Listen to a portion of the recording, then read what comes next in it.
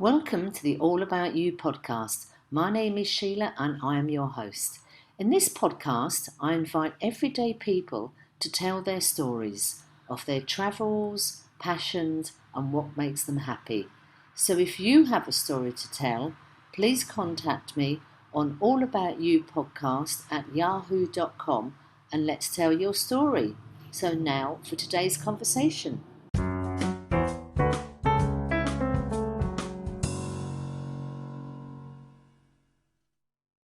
Welcome to another conversation on the All About You podcast.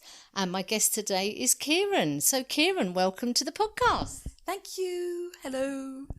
So, today we're going to do a 3-question podcast with Kiran. So, Kiran, your first question: if you could have a dinner with anybody, who would you choose? Right, okay. I think the first person I'd like to have dinner with would be Cary Grant, because it's Cary Grant.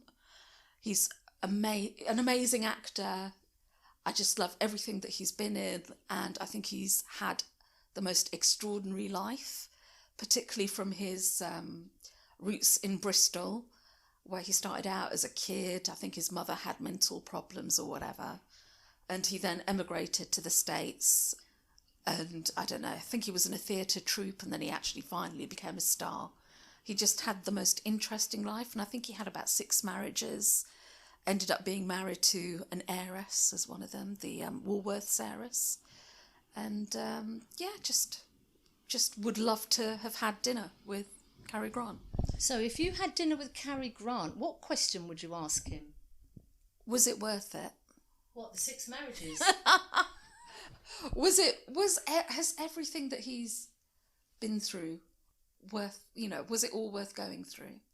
And in fact, all of the people that I'd like to have dinner with, I would ask them that. From Marie Curie, obviously, who had a very interesting life. Helen Sharman, the UK's first woman in space, first astronaut.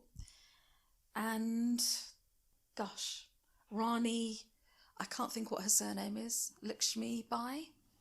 She was a female soldier, and she fought against the British I think it would have been the 18th century, and in World War II, an all-female infantry was named after her in India. So, well, I have to say, Kiran, this is a very intellectual dinner party. Well, it wouldn't be. They wouldn't all be there. They could, be fascinating if they were, be interesting, but this would be just one-on-one. Oh yes, thank you. My wonderful assistant here has just given me some information about her. Yeah, it was Rani Lakshmibai, who was the Maharani consort of the Maratha, and she was one of the leading figures of the Indian Rebellion of 1857. Thank you for that. She would have been just such an amazing woman to have dinner with, just to find out what it was that inspired her to continue fighting. She had an adopted son, but that didn't get in the way of her going to war, leading an army. It's just, a fascinating person to sit down and ask a few questions of.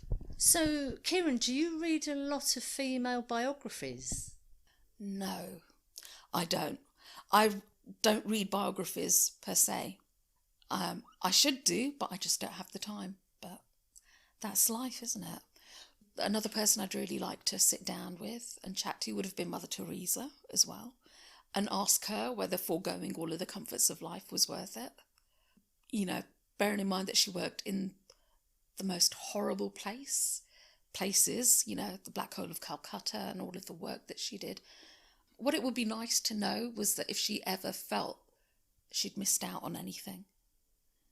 Because when you have people who dedicate their lives to public service and to helping other people, you do just wonder, how can they do it? How can they forego so much of themselves and their own wants and their own desires and put doing good, creating a better society first and foremost? I think that's what always surprises me and always makes me wonder about it. And Prophet Muhammad, I would love to have had dinner with Prophet Muhammad and say, do you really believe all of this? Is this, why do you believe what you believe? So do you think a lot of these very powerful women you're talking about here particularly, do you think they receive a calling or a sign that that is the path they should follow? It will be interesting to know. I'm sure that people at various stages through life, you always have to make a decision, don't you, about what you're going to do and about whether what you're doing is the right thing and whether the decisions you've made have been the right decisions. And it would be so interesting to know if they're happy with what they've done, if they think they've made the right decisions, or if they regret any of the choices that they've made. So if somebody gave you the opportunity to say, okay, here is an envelope. If you open that envelope, this is going to be the path of your life. Would you open that envelope? No. I think it's so much better to not know what the future has in store for you. Do you believe in fate, though? Do you think our lives are, in theory, laid out on a certain path? No. No, not at all. And I think the only way to get through life is to think that. And I think that's probably the one weakness in religion, is that they all tell you what's going to happen at the end. As if to say, well, you can do whatever you like with your life, but this is what's going to happen at the end. And whether you're a Jehovah's Witness, which means that effectively, I think, is it 4,400 or 40? It is 4,400, isn't it? The amount of people that it has already been decided will live forever, in paradise. And if you're not one of those 4,400, then what has that religion got for you? It doesn't really matter what you do, because when you die, you will be no more. So what is the point of following that particular religion? I don't understand what people would get out of it by doing that. The way I look at it is, no, I would so much rather not know what the future has in store, because you make your own decisions, you make your own fate. I mean, obviously some things are much more difficult to get out of, particularly nowadays. It seems like poverty is all encompassing, and it seems very hard to if you are in unfortunate circumstances, you seem to have to work much, much harder to try and lift yourself out of it, particularly if you haven't got anybody to fall back on. That you don't seem to have access to civil society organisations and that kind of thing. It's much more difficult to find people to help you, even though in theory you have fantastic technology innovations that should make being able to find help a lot easier. But it just, I don't know, it just doesn't seem to work that way. Or it could just be me, it could just be my perception of it. But yeah. Kiran, I think you're quite a deep person. We've sort of gone from Cary Grant to the meaning of life, I think, here. Yeah, sorry, I didn't mean to do that. It just I don't know what happened. I think that's the beauty of these podcasts. You have a bit of a plan and then you go off on a complete tangent. Yeah, that is me.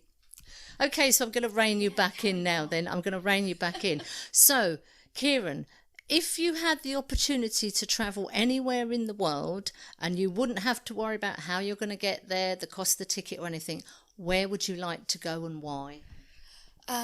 China, because it's such an old civilization and there's so many interesting places in China I'd love to go visit, like Shanghai and Beijing, Hong Kong, wherever the Terracotta Army are. That'd just be amazing, just fascinating. And it's such an enormous country as well. So China is, I think, on the top of my list. And then it would be Australia, where I've already been, but I would like to go back and spend more time there and explore more areas of it. Singapore, because I love Singapore. I think it's pretty close to being one of my favourite destinations. I've never been to Dubai. I would love to go to Dubai. I've heard so many good things about it. I'd like to go to Johannesburg as well. Cape Town as well. I've heard that they're meant to be amazing places. So you've got quite a long list there, Kiran. So what kind of a traveller are you? Are you the traveller where you'll spend months planning, you'll have a checklist, or you just, let's see where we can get a cheap deal, chuck a couple of things in a bag and let's go? No, if you're going to do something properly, you might as well plan for it, is how I look on it. And unfortunately, because things, even though in theory travel's never been more accessible for people, if you're going away, if you're going to a destination that's quite far away, chances are it's going to cost you an arm and a leg to get there. So if you're going to do that, you might as well make the most of it, and that involves planning. So yeah, you sit down and you look at all of the guidebooks and you think, right, why do I need to go here? What's so wonderful about this particular area? And what do I want to make sure, if this is going to be my only trip there, what do I want it to contain? What is it that's going to be awe-inspiring for me? So when you travel, have you generally got a plan for each day, what do you want to do? You've researched the times, what you're going to see. Do you do that, or do you just sort of wake up and go, okay, what should we do today? I think when my husband and I first started visiting places, we used to plan everything to the nth degree. As it started out, he actually would do that. And I found that it sapped the joy out of going away. And this is when we were much younger. I think the jobs that we had were very tiring. Maybe I just didn't have any stamina, but when I went away on holiday, it would have been nice to have some down days and not feel like you had to be up at 7:30 to have your breakfast, rush out the door and, be able to take photos of all these wonderful places before people came there and spoilt the view for you and that kind of thing. And it seems that, I think obviously since the last 30 years seem to have brought an awful lot of accessible travel experiences for a lot of people, and it just means that whenever you go away on holiday, you're very unlikely to not encounter a crowd wherever you go. Valencia is a wonderful place, but whenever you go out there, there seems to be lots and lots of tourist groups. So, and it's nice to see that, and it's nice to be part of it as well. But it just means that you have to be better prepared for it, which is where all the planning and stuff comes into it. So when I travel, the very first thing that goes in my suitcase is my travel kettle. I never go anywhere without my travel kettle, particularly in Spain, because they don't normally have tea and coffee facilities in the rooms. Yes. So Kiran, what's the number one thing that goes into your suitcase? It would be probably, it's all the boring things like the umbrella goes in, because you never know. Particularly with climate change, all of the places that ought to be dry generally aren't now. Things like my Barocca would go in, so my fizzy multivitamin pills, because I just seem to be addicted to them. They're really nice. Moisturiser. I'm trying to think what else. I think those, as long as I've got those and my makeup, I think that's it, really. Generally, everything else you can take a chance on being able to buy when you get somewhere. But there's, one of the things that we know as British people is a good umbrella is very hard to find. The British ones seem to be the ones that are built for a British climate, and therefore, let's face it, if you've got your M&S umbrella, you're pretty much ready for anything, aren't you? Yeah. Okay, Kiran, so the last question. Okay, if I gave you €1,000 or £1,000 and you had to spend it this afternoon, and I gave you 1 hour to spend it, what would you buy? One thing. I would go to those Falera shops in Valencia that have all of the beautiful jewellery and the costume fabrics. I would buy 2 pairs of earrings that I've seen the Falera women wear. So there was, in fact, we passed a shop yesterday and I remember looking in there thinking, if I had the money, they would be mine now. So that's what I'd buy. I think that's a brilliant answer, Kiran. So thank you very much for doing the 3-question podcast. Thank you. Thank you for having me on. I hope you have enjoyed the conversation. Don't forget, if you have a story you would like to tell, please get in touch. My email address is allaboutyoupodcast@yahoo.com, and thank you for listening.